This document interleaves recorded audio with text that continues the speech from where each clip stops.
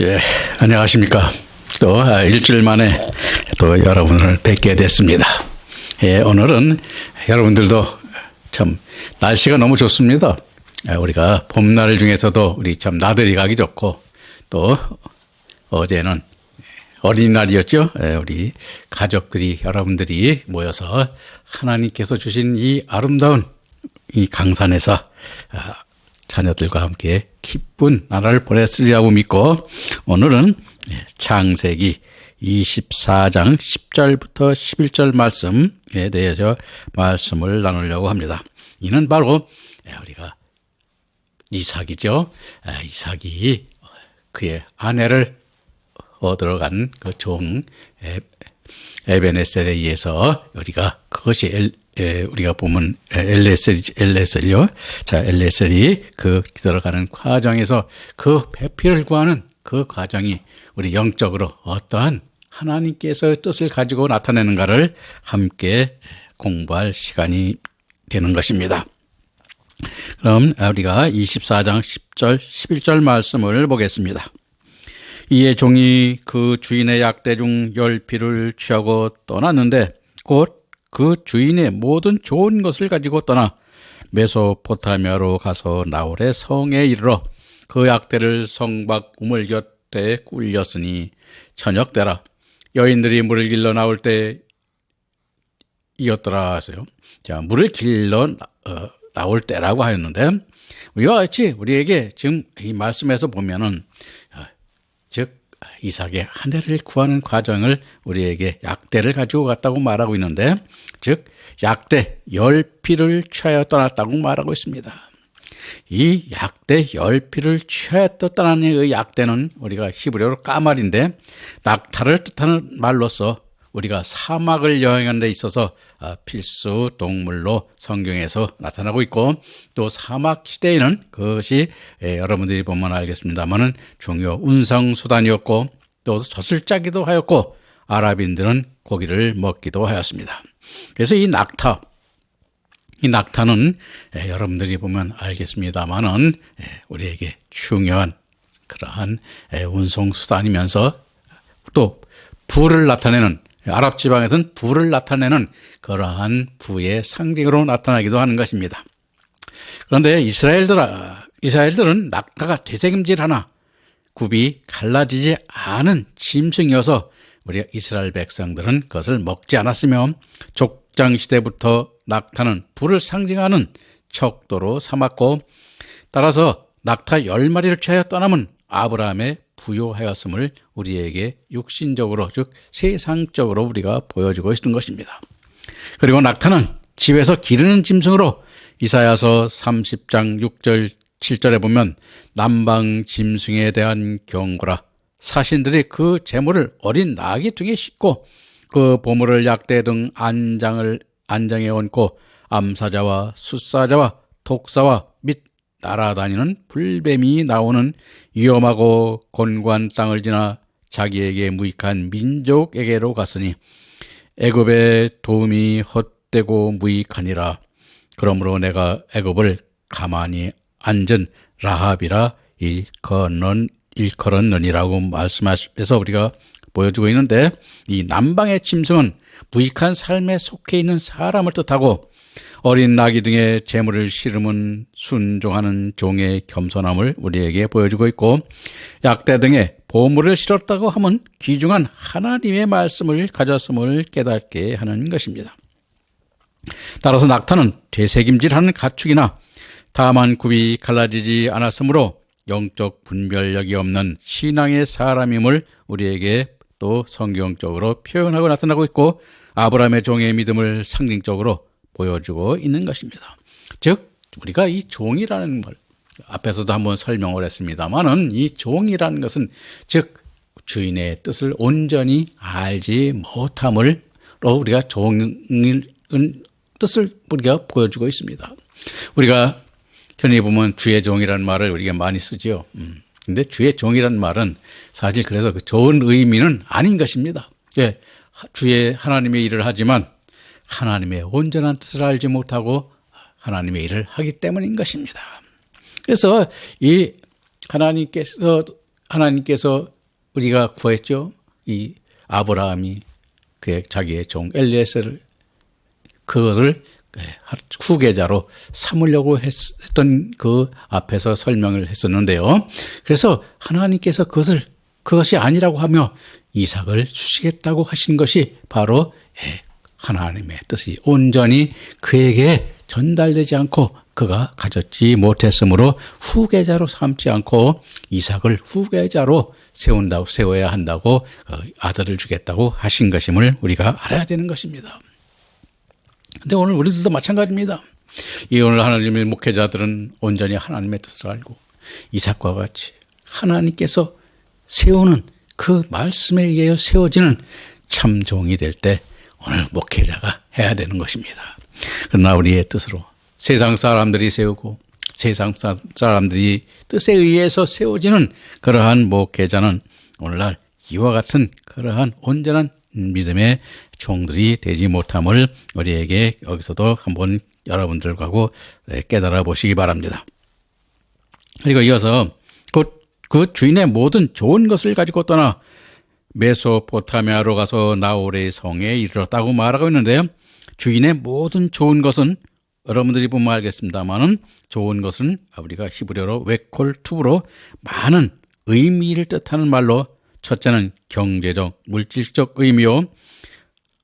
둘째는 소망이나 기쁨을 주는 아름다운 것을 뜻하는 추상적인 의미도 가지고 있으며 셋째로는 좋은 품질이나 고급스러운 가치의 의미요.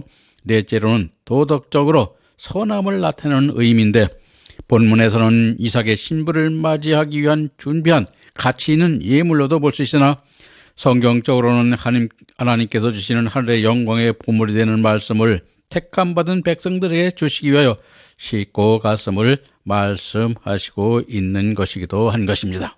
그러므로 우리가 여러분들이나 저나 목회자나 또 하나님의 말씀을 증거하고 전하는 자 등에는 하나님께서 영광에 이르는 영광의 말씀을 등에 짊어지고 그 말씀으로 양육하여 생수, 즉 우리가 생수가 솟아나는 그러한 말씀이 있어야 됨을 우리에게 여기서 또 보여주고 있는 것입니다.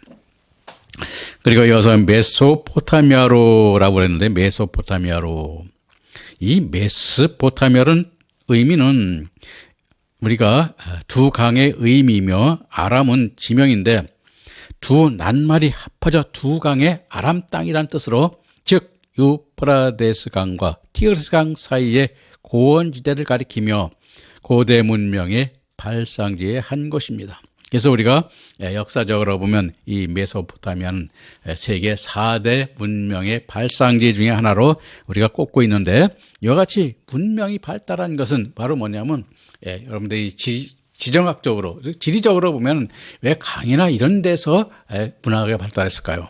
그래서 우리나라도 수도가 한강을 끼고 있습니다만은, 왜냐하면 물이 인간들이 생존하는 데서 필수적인 요건이기 때문입니다.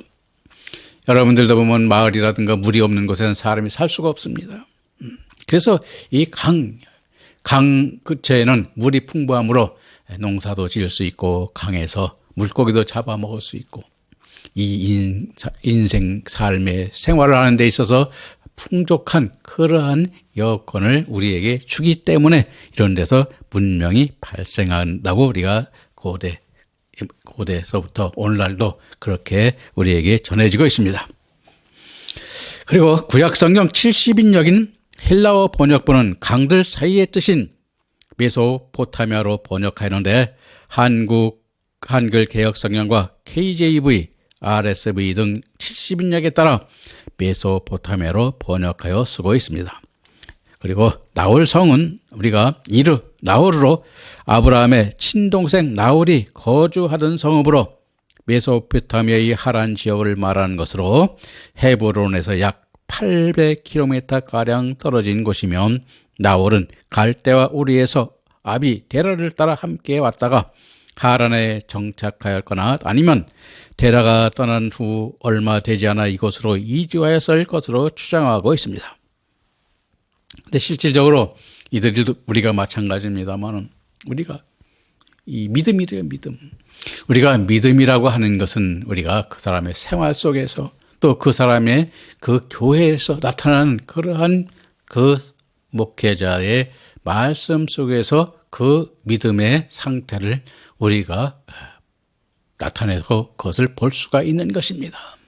그래서 오늘 우리들도 이와 같이 나홀성이라고 하는 것은 오늘날 보면은 우리가 율법적 신앙, 즉 말하자면은 그러니까 하란 땅에는 달을 신봉했다고 하죠. 달은 뭐냐면 우리가 여러분들이 제가 창세기 1장에 했을 때 제가 설명을 했죠. 달과 별과 그 의미를 설명할 때 달에 대해 설명했는데 율법적 신앙, 즉 말하자면 육신의 신앙으로 하나님의 말씀을 육신의 계명으로 받아서 생활하는 그러한 믿음의 상태에 있음을 우리가 보여주는 것이 바로 이 하란 땅의 믿음이라고 생각합니다.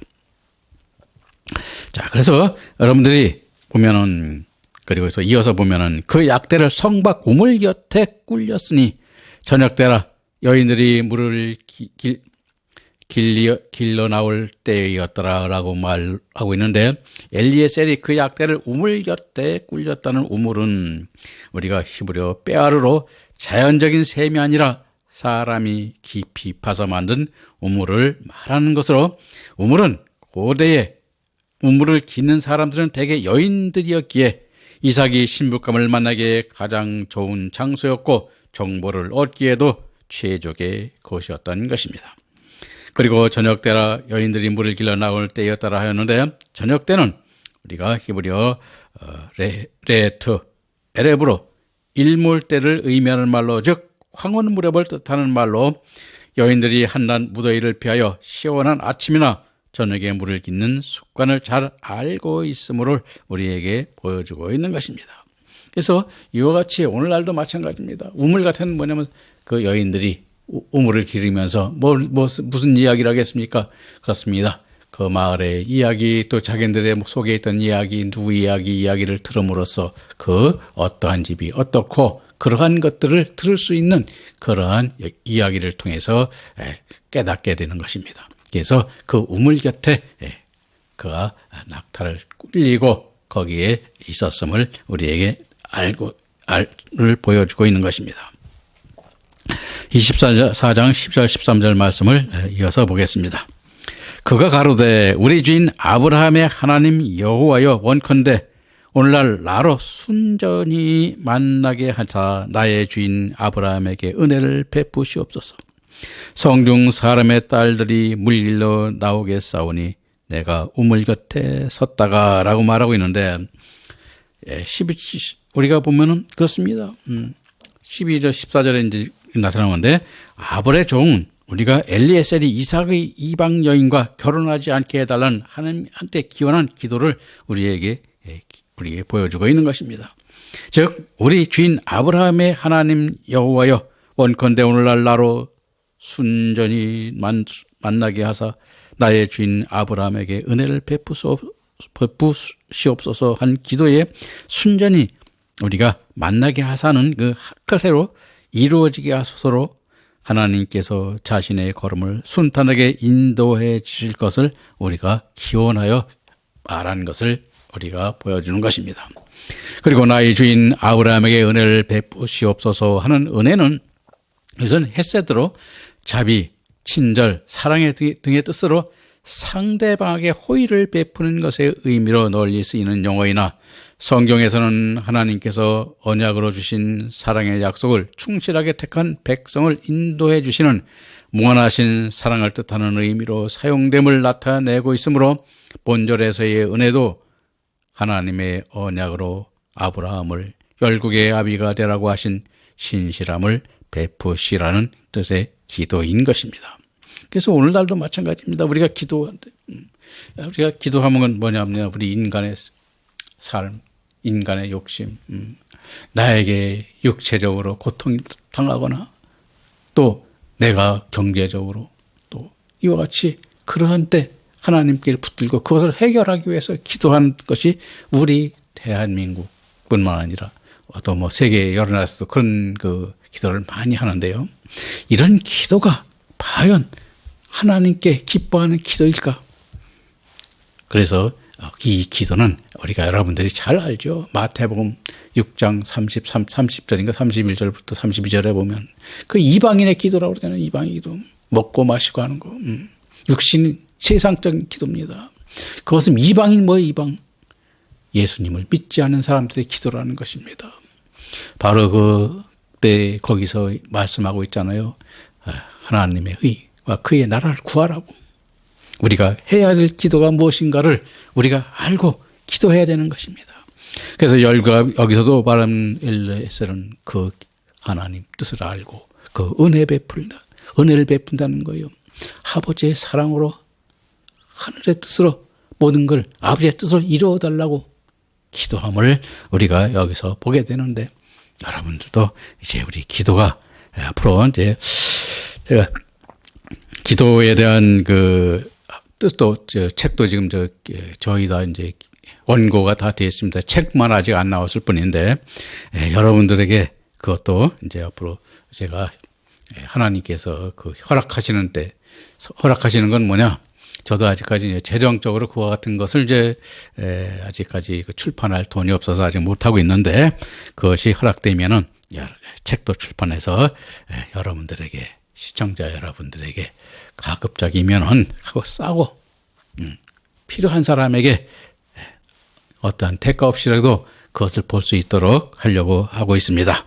그래서 그것도 하나님의 뜻대로 하는 그러한 기도가 여러분들과 저에게 항상 있기를 바라면서, 또 이어서 성중 사람의 딸들이 물길로 나오겠사오니 내가 우물 곁에 섰다가 있습니다. 우물은 히브리어 아인이죠. 아인은 본래 의미가 눈의 뜻으로, 눈에서 눈물이 흐르는 것을 보고 샘에서 물이 솟는 것과 같으므로 붙여진 것으로 우리가 생각하고 있는데요. 실질적으로 그런지는 저도 잘 모르겠습니다만은 그렇게 전해지고 있습니다. 그래서 우물은 생수를 내는 우물로, 우물은 우리가 교회를 예표하는 것입니다. 다시 말하면 물을 길러오는 것은 생수인 영생의 말씀을 받으러 나오는 것을 영적으로 깨닫게 하는 말씀입니다. 그러므로 우물 곁에 섰다는 것은 생명의 말씀을 받으러 오는 길목에 서서 기다리고 있겠다는 의미인 것입니다. 왜냐하면 그 생명의 말씀을 갈급한 여인, 그렇죠? 그것을 갈급한 여인을 그 아내로 받는 것이, 그리고 그 뜻이 하나님의 말씀에 생명수가 있는 그런 말씀의 딸을 택하여 아내로, 즉 이삭의 아내로 삼으려고 하는 그 엘레셀의 그 뜻이 여기에 있음을 우리에게 보여주고 있습니다. 그리고 24장 14절의 말씀을 보겠습니다. 한 소녀에게 이르기를 청컨대 너는 물 항아리를 기울여 나로 마시게 하라 하리니 그의 대답이 마시라 내가 당신의 약대에게도 마시오리라 하면 그는 주께서 주의 종 이삭을 위하여 정하신 자라. 이로 인하여 주께서 나로 인하여 주께서 나의 주인에게 은혜 베푸심을 내가 알겠나이다 라고 말하고 있는데, 그것은 뭐냐? 하나님의 뜻이 그렇게 나타나기를 우리에게 바라고 있는 것입니다. 다시 말하면 너는 물 항아리를 기울여 나로 마시게 하리니 그의 대답이 마시라 내가 당신의 약대에게도 마시기라 하면 그는 주께서 주의 종 이삭을 위하여 정하신 자라 한 이 물항아리죠. 물항아리는 히브리어로 웨카타우로 진리가 담긴 그릇을 의미하는 것입니다. 즉 말하자면 생명의 말씀을 담긴 그릇을 우리에게 말하는 것입니다. 그래서 여러분들도 보면은 마태복음에서 주님께서 유월절을 막으실 때, 그렇죠? 제자들이 주님께 물었습니다. 어떻게 물었어요? 어디에서 유월절을 준비할까요? 할 때 내가 가다가 물항아리를 지고 가는 자, 또 물항아리를 이고 가는 자, 그를 따라가 그 집에서 준비가 되어 있을 것이라고 우리가 말한 그런 마태복음에서 이 말씀이 나오는데, 그것도 이와 같은 것임을 우리가 여러분들도 아시면 감사하겠습니다. 자, 물 항아리는 진리를 담은 그릇을 뜻하며 나로 마시게 하고 약되게도 마시게 하면 그는 주께 주의 종 이삭을 위하여 정한 자라 하며 마시게 한다는 것은 우리가 히브리어로 쇠퇴인데, 쇠퇴는 요한복음 7장 37, 38절에 예수께서 서서 외쳐 가라사대 누구든지 목마른 자는 내게로 와서 마시라. 나를 믿는 자는 성경의 이름과 같이 그 배에서 생수의 강이 흘러나리라 말씀하시면서도 나타내고 있는데, 말씀을 가르침받는 것과 말씀을 받아들이는 것을 의미하는 것이며, 이사야서 29장 8절에 줄인 자가 꿈에 먹었을지라도 깨면 그 속은 여전히 비고 목마른 자가 꿈에 마셨을지라도 깨면 곤비하며 그 속에 갈증이 있는 것 같이 시온산을 치는 열방의 무리가 그와 같으리라 하시면서도 줄임과 목마름의 가르침을 받기를 갈망하는 사람을 뜻함을 잘 나타내고 있는 것입니다. 따라서 마시우게 한다는 것은 필요한 자에게 마시우게 하는 자를 말하는 것으로, 이삭의 배필로 합당한 자는 줄이고 목마른 자들에게 필요한 것을 공급하여 주는 여인이 되어야 함을 말씀하시는 것이며, 아브라함의 종은 은혜로 그러한 여인을 정할 수 있도록 간구하여 그것을 찾고자 함을 우리에게 보여주고 있는 것입니다. 그래서 오늘 여러분들에게 똑같습니다. 우리가 주는 것이 무엇일까요? 바로 이와 같이 찾는 자나 또 그것을 줄 수 있는 자나 바로 하나님께서 그렇게 갈급하고 구하는 자에게는 여러분들이 생명의 말씀, 하나님께서 우리에게 의의 열매를 맺고 또 영광에 이르는 영광의 면류관을 받는 그러한 믿음으로 이끌고 그것을 간구하고 찾는 자들에게 여러분들도 그 찾음을 알고 그 위에 믿음의 길을 찾아갈 때 이와 같이 우리도 하나님께서 준비하신 목회자를 만나고 또 하나님 또 기도 속에서 하나님께서 이끄시는 그러한 성령의 역사를 받아 그 이끌림 받는 역사가 일어나게 되는 것입니다. 여러분들도 그 믿음으로 우리 함께하여 아버지의 영광을 나타내는 그 자녀가 되고 영광을 이루는 아들들이 되는 여러분이 함께 가는 길에 여러분이 우리 함께 동행합시다. 오늘 이 말씀을 마치겠습니다. 다음 시간에 뵙겠습니다. 감사합니다.